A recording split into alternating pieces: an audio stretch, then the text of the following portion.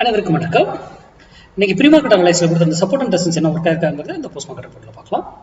இன்னைக்கு expiry day 0 to 0 கால் எப்படி பண்ணியிருப்பேன்றது தெரியும். எத்தனை மடங்கு, கிட்டத்தட்ட 8 மடங்கு 10 மடங்கு போச்சுன்னு நினைக்கிறேன். ஓகேங்களா?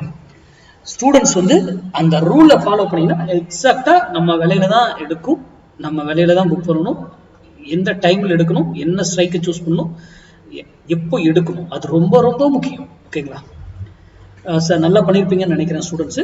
ஓகே, நம்ம இப்போ வருவோம், மார்க்கெட்டுக்கு வருவோம். நம்ம இன்னைக்கு கொடுத்துருந்தது 24,000 கால் 82 ரூபீஸ் சப்போர்ட் எடுத்தால் மார்க்கெட் அப் சைடும், 82 ரூபீஸுக்கு ரெசன்ஸ் எடுத்தால் மார்க்கெட் டவுன் சைடு இருக்கிறதுக்கு வாய்ப்புகள் இருக்குன்னு சொல்லியிருந்தோம்.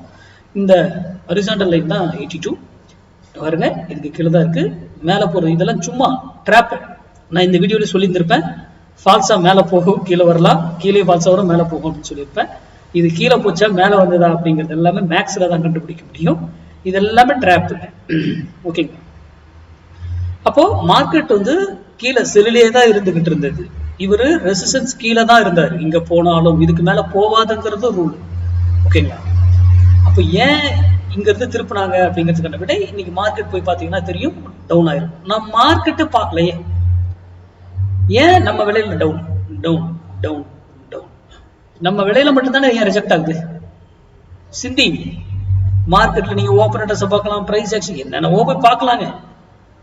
ஆனா அதெல்லாம் இங்க நான் எதுவுமே தெரியாது. நம்ம 7:30 மணி 8 மணிக்கு நம்ம வீடியோ போட்டுருவோம். எப்ப இது நடக்குது? அப்ப மார்க்கெட் மேக்ஸ் படி அது மேக்ஸ் வேல்யூல அது பாட்டு இயங்கிட்டு இருக்கும்.